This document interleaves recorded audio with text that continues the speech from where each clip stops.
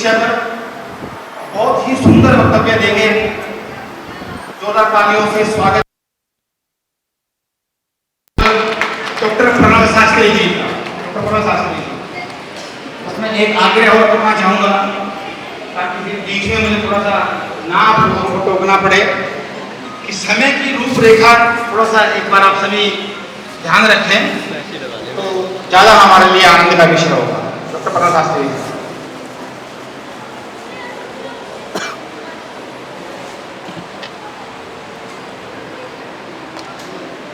जी, बहुत बहुत धन्यवाद।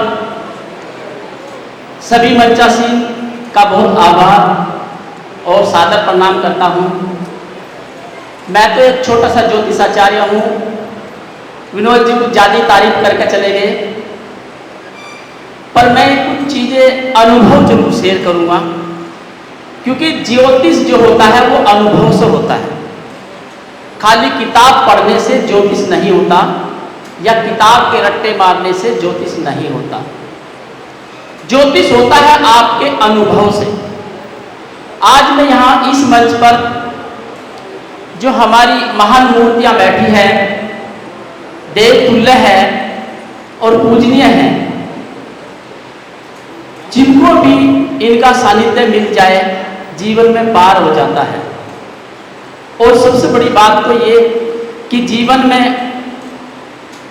जो इंसान अपने माता पिता की सेवा करता है और अपने माता पिता का आज्ञाकारी पुत्र और पुत्री बनते हैं, जीवन में उसको कष्ट नहीं होता कभी भी।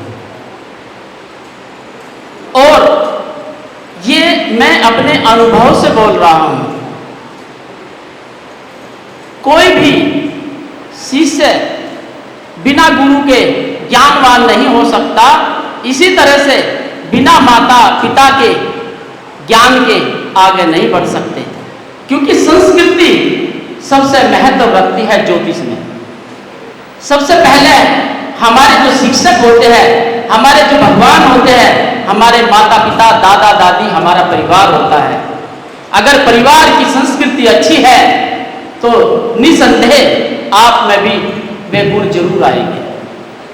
और माता पिता की सेवा करना भगवान से भी बढ़कर है।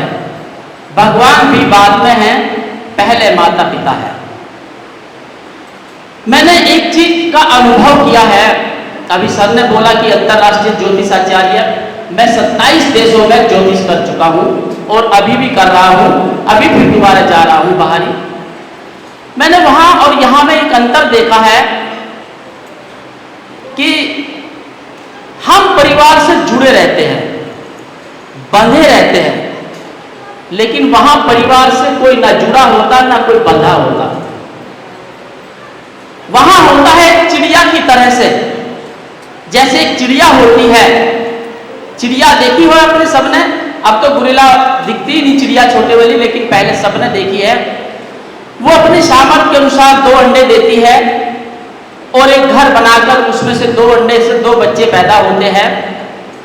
और जब उन बच्चों में पंख निकलने लगते हैं तो उनको अपने आप कोहनी मारकर नीचे गिरा देती है, ताकि ये उड़ना सीखे और चलना सीखे, उड़ना सीखे और चलना सीखे।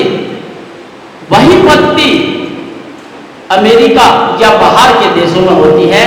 वहां केवल एक बार उड़ा देते हैं, उनको बच्चों की मोह माया नहीं रहती थी। लेकिन भारत सनातन धर्म एक ऐसा धर्म है जो परिवार के, समाज के हित के लिए और सम्मान के लिए जीता है। माता पिता के आज्ञा मानना, माता पिता की सेवा करना सबसे प्रिय कार्य होता है। ज्योतिष, उपाय, निवारण ये सब बाद में है, सबसे पहले माता पिता है। अब मैं एक और बात शेयर करना चाहता हूं आप लोगों के सामने। अब ज्योतिष की बात करते हैं, क्योंकि ये प्रोग्राम जो है हमारा नक्षत्र और ज्योतिष और वास्तु के ऊपर है। तो मैं एक वास्तु के लिए भी जरूर आपको एक टिप्स देकर जाऊंगा, क्योंकि मैं रेमेडी स्पेशलिस्ट भी हूं। तो इसलिए गुरुजी की अगर आज्ञा हो तो मैं कुछ रेमेडी भी शेयर करना चाहता हूं।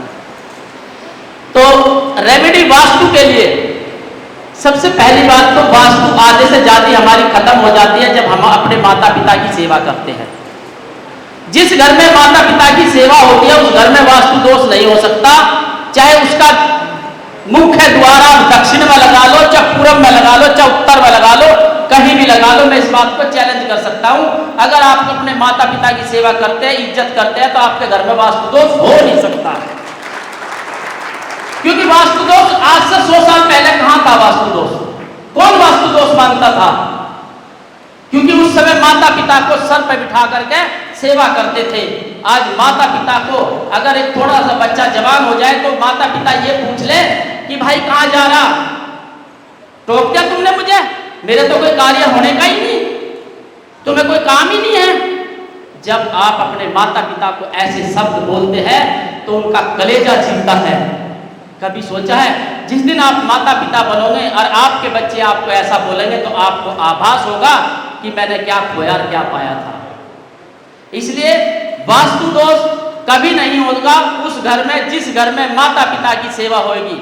लेकिन फिर भी मैं आपको एक उपाय जरूर बताऊंगा। हम घर घर जाकर के ये सोचते हैं कि इनके इसमें घर में वास्तु दोष है। ठीक है, मैं मान लेता हूं, चलिए मैं किसी की विद्या को भी नहीं कहता नहीं है और वास्तु दोष होता भी है। इनका एक छोटा सा निवारण, मान लीजिए हमने पूरा जीवन में एक फ्लैट बनाया है या एक घर बनाया है और उसमें वास्तु दोष आ जाता है, तो क्या उस घर को तोड़े या बेचे, क्या करें? क्या कर सकते हैं उसमें? पूरे जीवन में एक घर बनाया, ना उसे हम तोड़ सकते ना उसे हम बना सकते, तो वास्तु दोष कैसे खत्म करें? एक छोटा सा मैं आपको उपाय बताता हूं। एक मिट्टी का गमला लेकर आना, आप खाली मिट्टी का गमला, और उस मिट्टी के गमले में आधे में मिट्टी भर लेना और हर सोमवार को उसमें 1 गिलास पानी डालना है, बाकी 6 दिन उसको सूखा रहने देना है और उसे घर में कहीं भी रख देना। आपके घर से वास्तु दोष वैसे ही खत्म हो जाएगा। क्योंकि वास्तु दोष कब होता है? जब आप पत्थर पर रहते हैं, 24 घंटे पत्थर चारों तरफ होता है, आप जमीन भी पत्थर की, दीवार भी पत्थर की, छत भी पत्थर की, तो वास्तु दोष तो आएगा। क्योंकि वहां अग्नि तत्व प्रज्वलित हो जाता है और जब अग्नि तत्व प्रज्वलित हो जाता है तो घर में तो तनाव होगा, घर में झगड़े होंगे, कलेश होगा, सास बहू के झगड़े होंगे, पुत्र पुत्री का झगड़ा होगा, सब में झगड़े होंगे, क्योंकि चारों तरफ अग्नि तत्व बना हुआ है। सबसे पहले तो मैं ये कहूंगा, घर में कच्चा जरूर होना चाहिए, मिट्टी जरूर होनी चाहिए। जिस घर में मिट्टी होगी उस घर में वास्तु दोष हो ही नहीं सकता, क्योंकि वो मिट्टी ही सारा वास्तु दोष सोख लेती है और पॉजिटिव एनर्जी आपको जरूर देती है। केवल इतना सा कार्य आप करें। और दूसरा, आपको मैं एक टिप्स और देना चाहता हूं। विनोद जी, दे सकता हूं 2 मिनट के लिए? एक टिप्स और देना चाहता हूं कुंडली के लिए। हम कुंडली के लिए तो खैर गुरुजी बोलेंगे, कुंडली मिलान के लिए तो बहुत ही अच्छा टॉपिक है आज और बहुत ही सुनने योग्य है, मैं भी कुछ ज्ञान लूँगा। लेकिन मैं एक चीज़ जरूर कहूँगा आप लोगों को आज कुंडली के लिए भी, कि हम विवाह में कुंडली देखते हैं, किस प्रकार से देखते हैं। मैं आपको ये तो नहीं बताऊंगा किस प्रकार से देखते हैं, लेकिन एक छोटा सा सूत्र दे रहा हूँ। इस सूत्र को आप ध्यान से सुनना और अमल करना। किसी की कुंडली में शनि लगन में हो, शनि 7वें भाव में हो, या मकर लगन की कुंडली हो या कुंभ लगन की कुंडली हो, उसका विवाह 30 साल से पहले होने का नहीं है, जितनी मर्जी कोशिश कर लो। और अगर हो गया विवाह उसका, तो ये भी गारंटी 30 साल के अंदर अंदर उसका तलाक भी हो जाएगा। ये मेरा अनुभव है। आप किसी की भी कुंडली को देख लेना उठा करके, जर्नल प्रोडक्शंस में बता रहा हूँ, मैं अपना अनुभव शेयर कर रहा हूँ। बाकी तो देखिए सबके अपने अनुभव होते हैं। ये 100% सटीक है, इसको आप आजमाइश करके देखना। दूसरा, किसी की राहु की महादशा चल रही हो, उसको 100% पेट में दर्द रहेगा। उसका पेट का दर्द खत्म हो ही नहीं सकता, चाहे जितना मर्जी कोशिश कर ले, उसको पेट में दर्द रहेगा या कुल्लों में दर्द रहेगा या उसके सर में दर्द रहेगा या यहाँ गर्दन के ऊपर यहाँ से फूल जाएगा, थोड़ा सा मोटा हो जाएगा, जिसे कहते हैं माइग्रेन जैसी स्थिति बन जाती है उसकी। आप ये भी नोट करके देखना। मैं अपना अनुभव बता रहा हूँ, आप अपने अनुभव से देखना। ये बात ये जरूर सोच के देखना। और देखिए ज्योतिष में तो इतने बड़े बड़े ज्ञानी हमारे साथ बैठे हैं जो हम कुछ भी नहीं बात कर सकते, उनसे हम खुद सीखने आए हैं। बस मैं आपको ये बात जरूर कहूँगा कि माता पिता की सेवा करें। अगर माता पिता की सेवा करते हैं, गो रक्षा करें और सनातन धर्म की रक्षा करें और सनातन धर्म के लिए जिए। सनातन धर्म के लिए मेरे सबसे अति उत्तम कार्य है। बस मैं अपनी वाणी को यही विराम देता हूँ। धन्यवाद। भारत माता की जय। भारत माता की नमस्कार। जय माता।